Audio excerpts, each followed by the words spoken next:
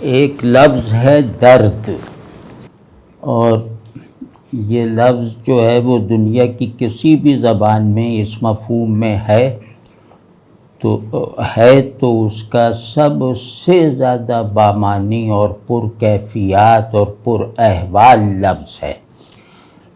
تو آج ہم اپنی ہی ضرورت سے درد شناسی پیدا کرنے کی کوشش کریں گے، اور اس میں مطلب شاعری سے مدد لیں گے، کیونکہ جو ہمارے اندر کی جو یبوست پیدا ہو جائے، ہمارے نفس میں نمو کا، شادابی کا عمل اگر رک جائے یا گھٹیا سطح پر آ جائے، تو اس میں ہمیں شاعری سے ضرور مدد لینی چاہیے۔ شاعری نفس میں شادابی پیدا کرتی ہے، اور اس کے نتیجے میں جو ہے وہ جو نمو کا رکا ہوا عمل ہے، جو شخصیت کی تعمیر کی بنیاد ہے، وہ بحال ہو جاتا ہے، اور درست سمت میں نہ صحیح لیکن بہرحال نفس کو اپنے بڑھاوے کے لیے، اپنی زندگی کے تسلسل کے لیے جس طرح کی نشاطیہ کیفیات کی ضرورت ہوتی ہے، وہ شاعری سے، فائن آرٹس سے فراہم ہو جاتی ہیں۔ تو ہم اسی لیے کہ ہم درد مندی اب ہماری باطنی روایت نہیں رہ گئی ہے، تو ہم اس درد مندی کی ایک پرکشش فضا پیدا کرنا چاہتے ہیں اپنے اندر، اور اس کے لیے ہم اپنی روایت کے سب سے بڑے شاعر، سب سے بڑے غزل گو یعنی حافظ سے مدد لیں گے، اور حافظ سے مدد لینے کے بعد ہم دیگر بڑے فارسی شعراء کی طرف بھی جائیں گے، جنہوں نے درد پر کلام کیا ہے، اس کے نامعلوم معانی اور نامانوس کیفیات کے ساتھ۔ تو اب اس میں پہلی بات یہ ہے کہ درد، جیسا کہ میں نے عرض کیا کہ ہیومن سبجیکٹیوٹی اگر اپنے معنی اور احوال کی سطح کو مکمل کر لے تو اس کا عنوان ہوگا درد۔ یعنی آدمی اگر درد کو پا لے تو یہ اس کے دل کی بھی سب سے بڑی حالت ہوگی، اس کا دل بھی اپنی مراد کو پہنچ جائے گا، اس کا ذہن بھی اپنی حقیقت سے مانوس ہو جائے گا۔ تو اس پہلو سے، اور ظاہر ہے جیسے ہم دیکھ رہے ہیں کہ ہماری ضرورت ہے، تو پہلے درد کا تھوڑا سا پس منظر عرض کر دیں کہ ہماری لغت میں اور ہماری روایت میں اصطلاح کے طور پر اس کے کیا کیا مفاہیم ہیں۔ تو پہلی بات تو یہ کہ درد یعنی دل کا درد، یہ عشق کا منتہا ہے۔ یعنی عشق اپنی صداقت کو جس کیفیت اور حالت پر مکمل کر لیتا ہے، اس کیفیت اور حالت کا نام درد ہے۔ اسی طرح قلب جو سیٹ آف وزڈم ہے اور سیٹ آف مطلب ٹرانسینڈنس ہے، وہ قلب اس وقت تک اپنا کام مکمل نہیں کرتا جب تک وہ صاحب درد نہیں بنتا۔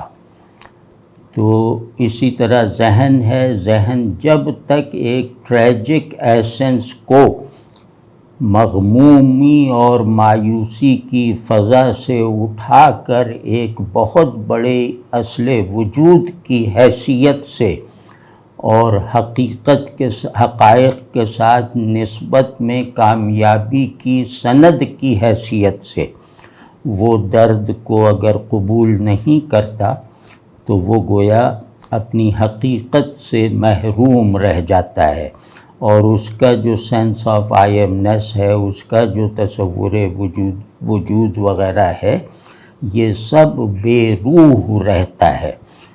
تو درد گویا عقل کو اس کا بنیادی حال فراہم کرتی ہے، یعنی عقل کو جس پرسپیکٹو کی ضرورت ہے وہ درد ہے، قلب کو جس حال کی حاجت ہے وہ درد ہے، اور نفس کو اپنی شادابی کے عمل کو بھی کمال تک پہنچانے کے لیے جس قوت کی ضرورت ہے وہ قوت وہ درد ہے، اور یہ اگر نہ ہو تو نشاط اور خوشی اور کامیابی، یہ ساری چیزیں جو ہیں وہ بے معنی رہ جائیں گی اور بے مقصد رہ جائیں گی۔ تو درد گویا میرے باطن کو پر احوال اور میرے باہر کی دنیا کے ساتھ میرے تعلق کو ایک ٹرانسینڈنٹل آئیڈینٹی کے ساتھ چلاتا ہے۔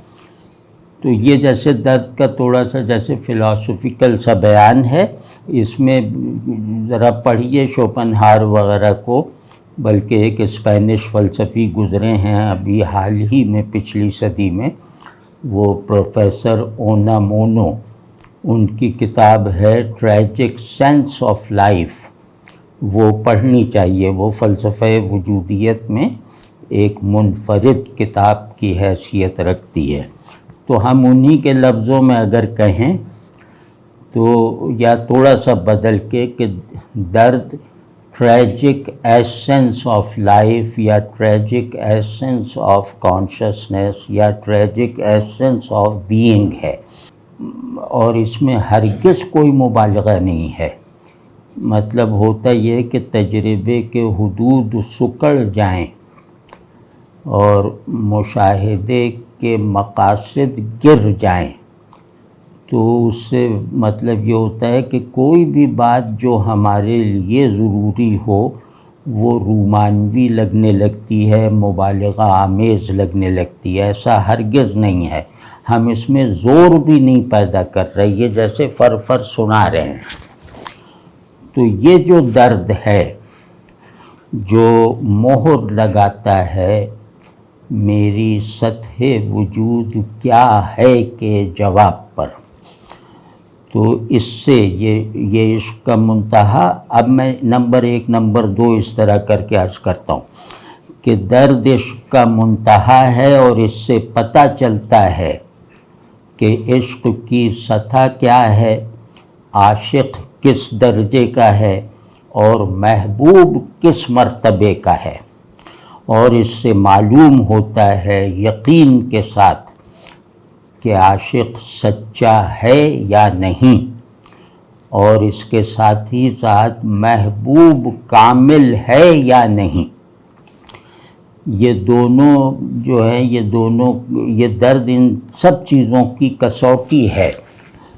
اور اسی طرح نمبر 2، درد دل کی احوالی تکمیل کرتا ہے، یعنی کہ یہ دل کا سب سے بنیادی اور مجموعی حال ہے، جس میں سب خیالات، احساسات اور ارادے وغیرہ اس کے اندر سمٹ آتے ہیں۔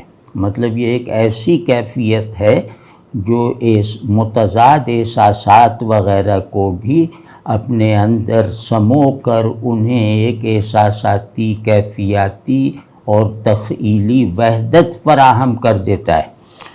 تو یہ وہ حال ہے دل کا جو شعور کو حالت کمال میں رکھتا ہے، کیونکہ اس کا شجرہ ہے وہ عشق سے ملتا ہے، یعنی اس کی پیدائش کا سبب عشق ہے، وہ عشق جو مطلب انشاءاللہ کسی اور وقت کھولیں گے۔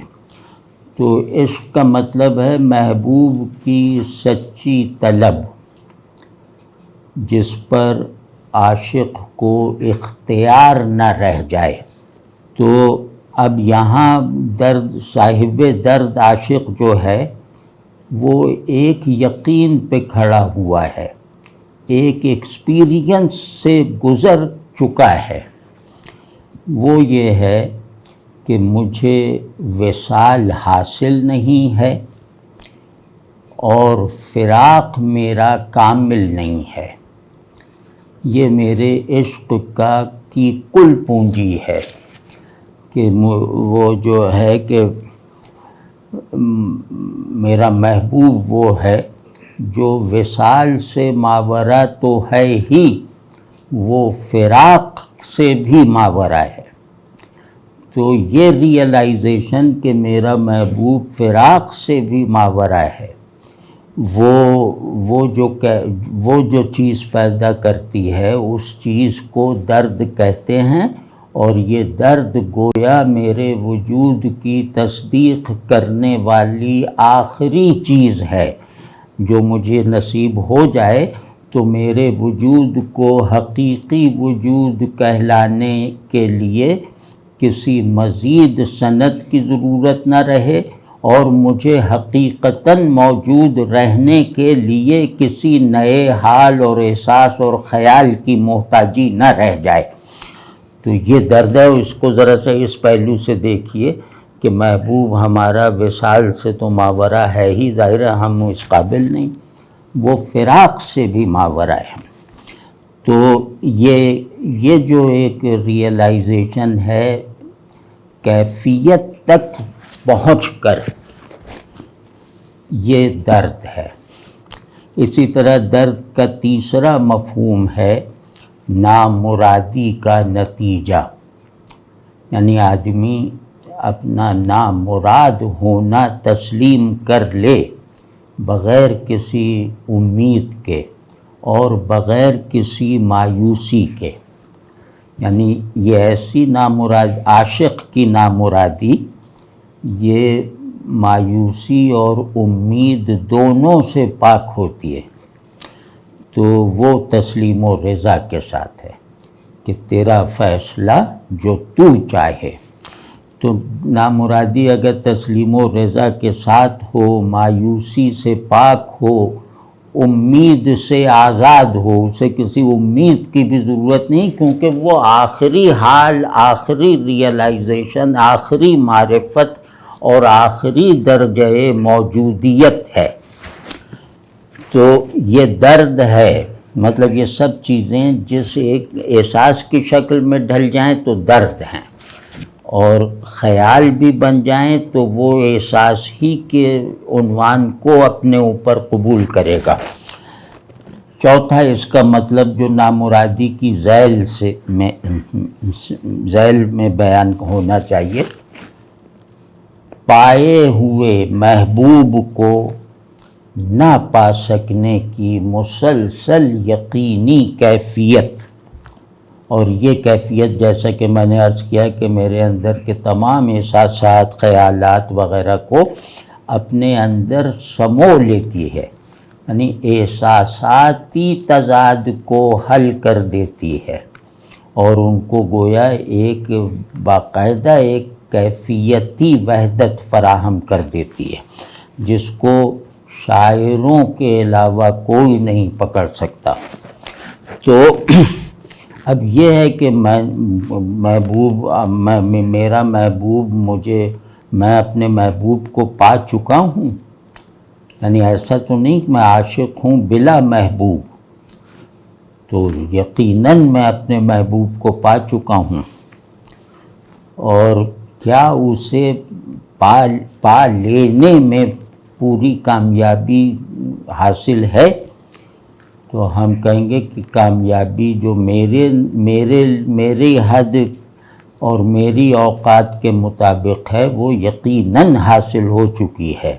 لیکن اگر محبوب کی شان کو دیکھیں تو اسے پایا نہیں جا سکتا. وہ ہم ایسوں کی تحقیق کے دائرے سے، ہم ایسوں کے مطلب ملاقات اور مشاہدے وغیرہ کے دائرے سے بہت ہی بلند ہے.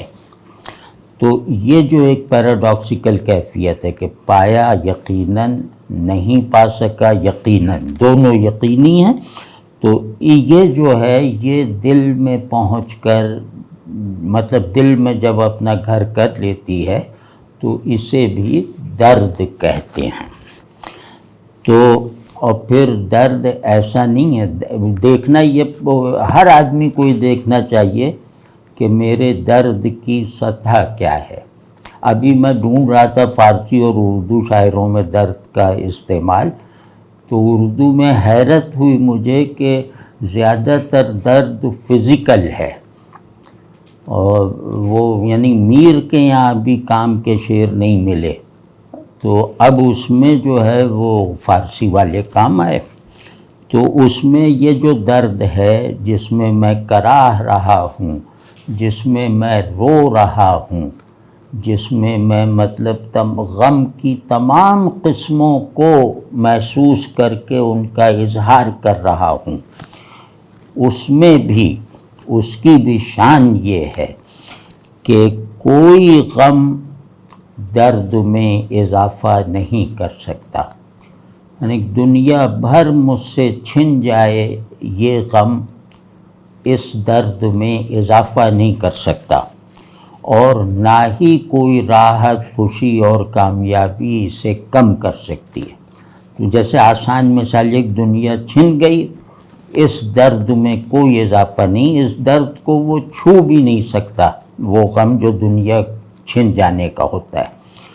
اور اچانک ساری دنیا مل گئی یا سب دنیا حاصل ہو گئی تو یہ ظاہر ایک کامیابی ہے، بہت بڑی خوشی ہے، بہت قوت کی بات ہے، لیکن یہ اتنی بڑی کامیابی بھی جو خیال میں آنے والی آخری کامیابی ہے، اہل دنیا کے خیال میں آنے والی، وہ بھی درد کو کم نہیں کر سکتی۔ ختم کرنا تو دور کی بات ہے، اسے کم نہیں کر سکتی، بلکہ ابھی جیسے لگ رہا ہے کہ اسے بڑھائے گی، خوشی اسے بڑھائے گی، راحت اور کامیابی اسے بڑھائے گی۔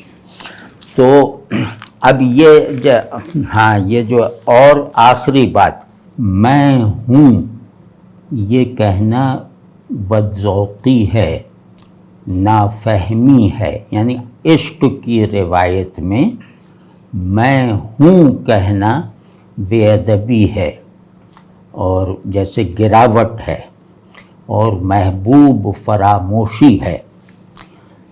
یہ درد جو ہے، کیونکہ یہ پرسپیکٹیو بھی ہے، یہ بنیادی حال بھی ہے، یہ درد کل وجود کی سب سے بڑی متاع ہے۔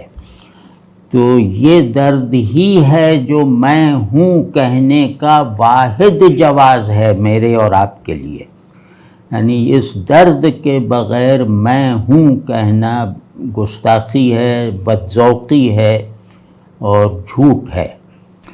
یہ درد مل جائے تو میں ہوں کہنا جیسے ضروری ہو جاتا ہے وہ ہے پر اصرار کرنے کے لیے۔ تو اور میں گویا اس درد کا ظرف ہوں، تو اس درد کے بغیر میں نہیں ہوں، میں ہوں یا میں نہیں ہوں، یہ دونوں بے معنی اور مہمل ہیں۔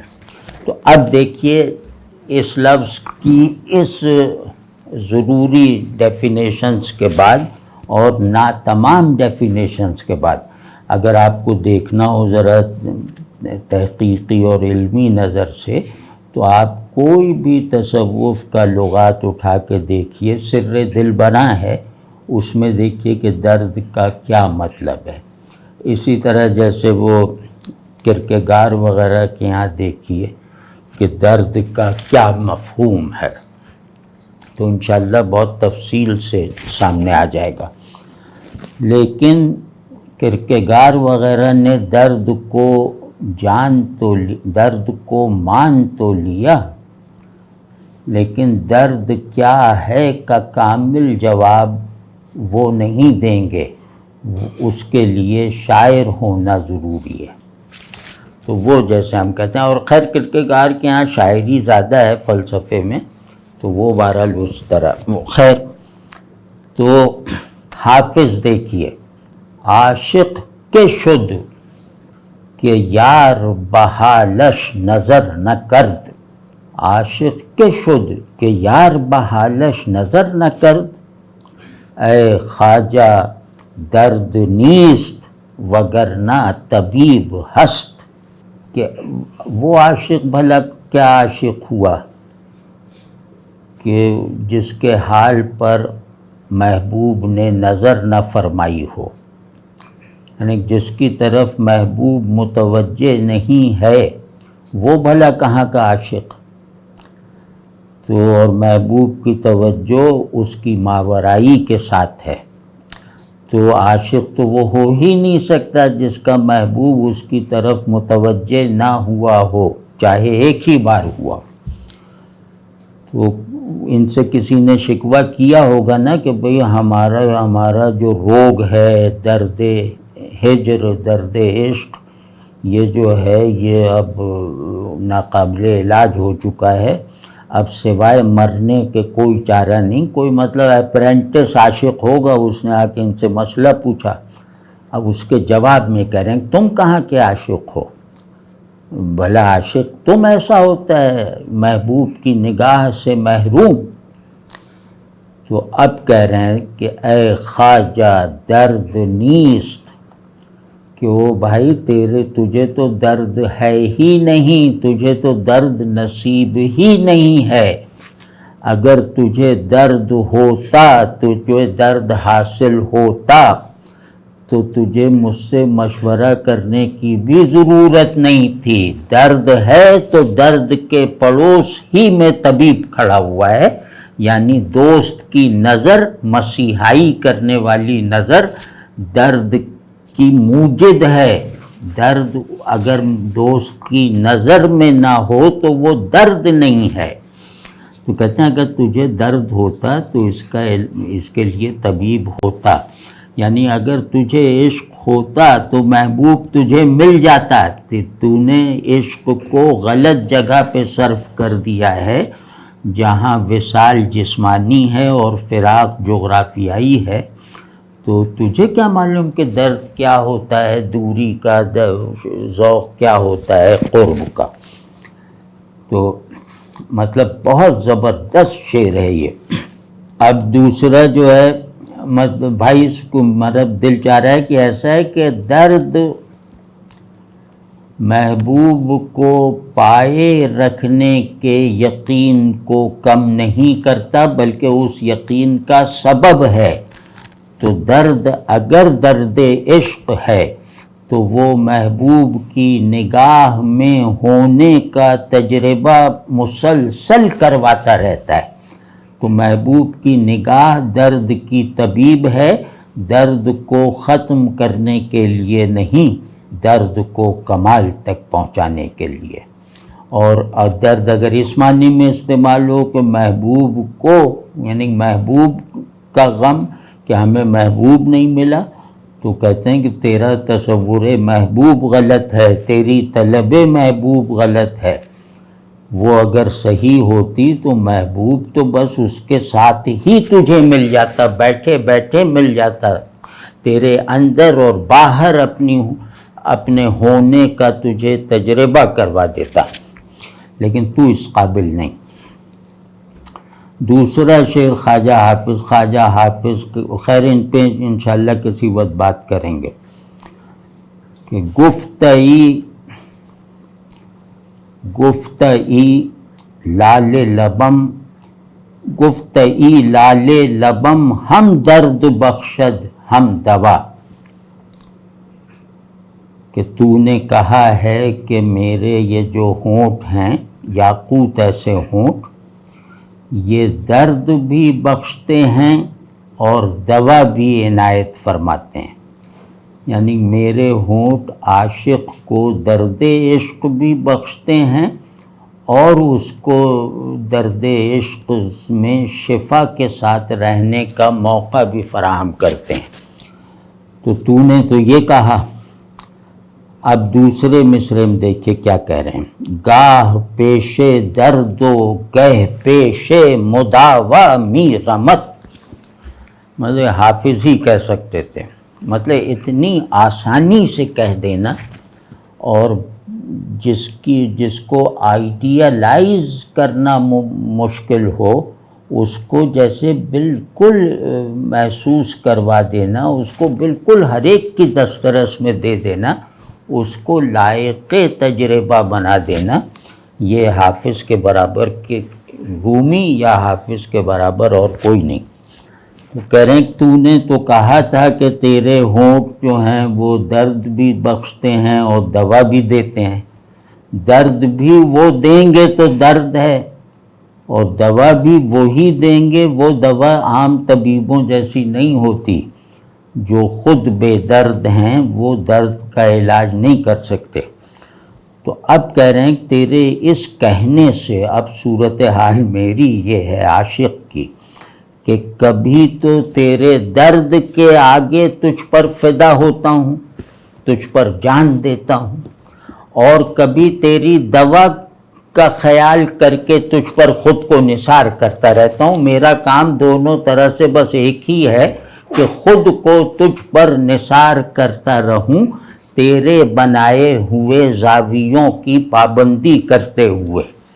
کبھی دوا مسیحا مان کر تجھ پر اپنی جان دیتا ہوں، اور تیرے مسیحا ہوں، تیری مسیحائی پر یقین رکھتے ہوئے، اور کبھی تیری جو درد کبھی جو تیرے درد دینے کا جو ایک وہ کھلا ہوا ہے روزن، اس روزن پہ بھی جا کے جان ہی دیتا ہوں، خود کو فدا کرتا ہوں، اس راستے پر چل کر بھی خود کو نثار کرتا ہوں تجھ پر۔ تو کیا شان ہے تیری کہ تیرا درد اور تیری دوا دونوں عاشق کو الگ الگ بھی اس کی مراد تک پہنچائے رکھتے ہیں۔ خوشش باداں نسیم صبح گاہی، آپ دیکھیں نیچر جیسے حافظ کے یہاں وہ جیسے ہماری ہم وجودی والی وہ سطح اختیار کر جاتی ہے، اور جیسے ہم اگر حقیقت جمال بنائے وجود ہے تو اس کا اظہار جیسا حافظ کے یہاں ہے وہ کہیں نہیں ہے، کہ سب چیزیں بہت خوبصورت، دھلی دھلائی، شفاف، نورانی، روشن، اور اس کے ساتھ ساتھ پیشن سے بھری ہوئی، پیشنیٹ۔ دیکھیے منظر کیسا ہے، خوشش باداں نسیم صبح گاہی، کہ خوشش باد مطلب یہ کہ خوش رہے، وہ خوش رہے، یعنی صبح دم چلنے والی ٹھنڈی ہوا، وہ جو ہے خوشش باد میں 1 منٹ، کیونکہ خوش باد ہوتا تو وہ ہوتا کہ نسیم صبح گاہی پھلتی پھولتی رہے، خوش رہے، خوشش باد۔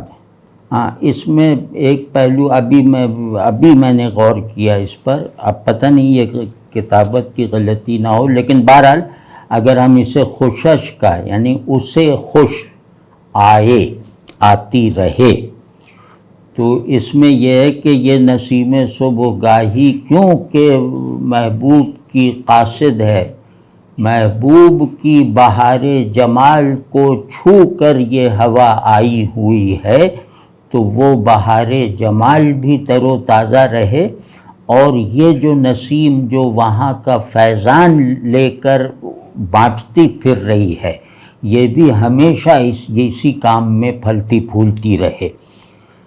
کیوں؟ یہ اس دعا کا سبب کیا ہے کہ درد شب نشینہ را دوا کرتا۔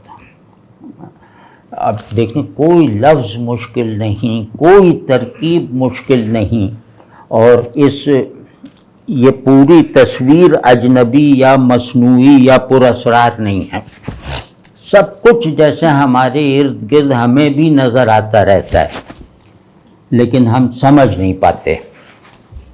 تو کہہ رہے ہیں کہ وہ نسیم صبح گاہی جو صبح جمال غیب سے تربیت پا کر ہم عاشق کی صبح کے دائرے میں داخل ہوتی ہے، وہ اس لیے ہوتی ہے کہ جو رات بھر جو ہے محبوب کو پکارتے رہے، محبوب کی یاد میں تڑپتے رہے، اور اس رات کے بارے میں یہ فیصلہ نہ کر پا رہے تھے کہ یہ شب فراق ہے یا شب وصال۔ وہ نہ شب فراق تھی نہ شب وصال تھی۔ اس نے اس درد کو عام احساسات سے بھی بلند کر دیا تھا۔ وہ درد جیسے ایک واضح احساس میں نہیں ڈھل رہا تھا، تو اس درد کے ساتھ حیرت بھی ملحق ہو گئی تھی۔ تو اس نسیم صبح گاہی نے اپنے لمس سے ان شب نشینوں کا یہ درد جو ہے اس پر جیسے اس کا لمس اس درد کے لیے مرہم بن گیا۔ وہ درد اس نسیم صبح گاہی نے حیرت سمیت جو ہے اسے جیسے واضح کر دیا۔ اس کو نہ سمجھ سکنے والی کیفیت، اسے نہ محسوس کر سکنے والی حالت کو اس نسیم صبح گاہی نے ابہام سے نکال کر واضح کر دیا۔ تو درد جو اپنے سیاق و سباق میں سمجھ میں نہیں آ رہا تھا، یعنی یہ وصال نہیں ہے، یقیناً نہیں ہے، تو فراق تو ہونا چاہیے، تو انہیں پتہ چلا کہ یہ فراق بھی نہیں ہے۔ اب اس درد کا کوئی اندازہ لگا سکتا ہے؟ تو نسیم صبح گاہی نے آ کر انہیں گویا یہ بتا دیا، یہ جتا دیا اور یہ چکھا دیا کہ وہ ماورائے وصال و فراق ہے، اور تمہیں بھی ایسا ہی بنانا چاہتا ہے کہ نہ طالب وصل نہ شاکی فراق۔ دو شعر حافظ کے رہ گئے، آج حافظ ہی کو پڑھیں گے۔ اب دیکھیں درد کا ایک دوسرا سبب ہوتا ہے، وہ ہے تقدیر۔ درد جو ہے وہ ٹریجک ایسنس ہے نا، تو درد تقدیر سے پیدا ہوتا ہے، تاریخ سے پیدا ہوتا ہے اور عشق سے پیدا ہوتا ہے۔ تو اب جو تقدیر اور تاریخ کا جبر جو دل میں درد پیدا کرتا ہے، اور وہ درد جو ہے وہ ہمیشہ ناگوار ہوتا ہے، لیکن کیونکہ اس درد کو وصول کرنے والا، ان سب تکلیفوں کو جھیلنے والا عاشق بھی ہے، تو وہ ان سے صبر و تسلیم کا تعلق رکھنے میں کامیاب رہتا ہے، اور اس فلک کی تیر اندازی کو، یعنی کہ مصائب کے تیروں کو وہ گویا زیادہ گہرا زخم لگانے کے قابل بنا دیتا ہے۔ تو وہ کیا ہے کہ ہر دم از درد بنالم کہ فلک ہر ساعت، ہر دم از درد بنالم کہ فلک ہر ساعت، کندم قصد دل ریش بآزار دیگر۔ واقعی حیرت ہوتی ہے، ایک آدمی کس طرح کے مطلب جیسے ملکوتی نشاط کے ساتھ یہ سب کچھ کہتا ہے کہ میں ہر سانس درد کی وجہ سے روتا رہتا ہوں، درد کے بارے میں فریاد کرتا رہتا ہوں، ہر سانس مجھے درد رلاتا رہتا ہے، کیونکہ آسمان جو پرانے تصور کے مطابق واقعات جنم دیتا ہے، یعنی آسمان ایک چاک کی طرح گھوم رہا ہے، اس سے واقعات جنم لے رہے ہیں، پیدا ہو رہے ہیں، یعنی وہ تقدیر کا ایجنٹ اور تاریخ پر حاکم ہے۔ یہ جو آسمان ہے یہ ہر لمحہ، اب اس میں ایک خوبصورتی شاعرانہ ہے، ہر دم اپنے لیے کہا ہے، ہر ساعت فلک کے لیے کہا ہے۔ تو ہر دم میں سانس ہوتا ہے نا، تو یہ گویا زمانے انسانی ہے، اور وہ جو ہے وہ زمانے افلاکی ہے، زمانے کائناتی ہے، یعنی لفظوں سے ایسی آسانی سے فرق کر دیا۔ تو میں ہر وقت بس روتا کراتا فریاد کرتا رہتا ہوں، کیونکہ آسمان، یہ ظالم اور کینہ پرور آسمان، یہ ہر ساعت کندم قصد دل ریش، یہ میرے زخمی یعنی چھلنی دل کی طرف جیسے متوجہ رہتا ہے، اس کا نشانہ سادھے رہتا ہے، اور وہ ہر وقت جو ہے میرے چھلنی اور زخم دل کو نئی سے نئی تکلیفیں اور مصیبتیں اور غم فراہم کرتا رہتا ہے۔ یعنی وہ غموں کی یعنی ایک دوسرے سے نہ ملنے والے غموں کی مطلب مسلسل تیر اندازی میرے اس پہلے سے چھلنی دل پہ کرتا رہتا ہے۔ تو اس وجہ سے میرے اندر جو درد کا جو نتیجہ آہوزاری یا فریاد کی شکل میں ہے، تو میری جس طرح اس کا بھیجا ہوا آزار ایک دوسرے سے نہیں ملتا، ہر آزار نیا ہے، اسی طرح میری فریاد بھی ایک دوسرے سے نہیں ملتی، یہ فریاد بھی الگ الگ ہے۔ تو اب اس میں دیکھیں ایک سادہ سا مضمون ہے کہ وہ کیا ہے، وہ بہرحال فلک کی شکایت پر کئی شعر ہیں، تو اس جیسا کوئی شعر نہیں ہے کہ اس میں بھی ایک مثبت پہلو نکال لیا کہ وہ اگر غم نئے سے نئے بھیجتا ہے تو میں زخم بھی نئے سے نئے ایجاد کرتا ہوں، اور اس زخم کو نئی سے نئی کیفیت اور آواز کے ساتھ اظہار دیتا رہتا ہوں۔ یہ آخری شعر ہے آج کا۔ بمژگان سیہ کر دی ہزاراں رخ نہ در دینم۔ بھائی فارسی پڑھیں، فارسی بہت آسان ہے، 3 مہینے میں اتنی آ جائے گی کہ ہم شاعری پڑھ لیں، اور وہ فارسی اس لحاظ سے بھی ایک منفرد زبان ہے کہ نئے آدمی کو شاعری پڑھنا آسان ہے نثر کے مقابلے میں، ورنہ دوسری زبانوں میں نثر آسان ہوتی ہے نئے سیکھنے والے نو آموز لوگوں کے لیے، یہاں الٹا معاملہ ہے۔ تو یہ سب ہمارے فائدے میں جانے والی باتیں، کہیں بھی کسی سے پڑھ لیجئے فارسی، اگر کوئی آن لائن پڑھا رہا ہو تو اس سے پڑھ، 3 مہینے میں اچھی خاصی استعداد پیدا ہو جاتی ہے۔ بمژگان سیہ کر دی ہزاراں رخ نہ در دینم، بیا کز چشم بیمارت ہزاراں درد بر چینم۔ کہ اب یہ محبوب جو ہے یہ مجازی ہے، لیکن عاشق حقیقی ہے نا، تو وہ محبوب کا درجہ بھی بلند کر رہا ہے۔ ہمیں یہاں اس میں تعویل کی ضرورت نہیں ہے کہ ہم اس محبوب کو بھی الوہی رنگ دے دیں، یہاں محبوب واضح طور پہ مجازی ہے، لیکن عاشق جو ہے وہ حقیقی ہے۔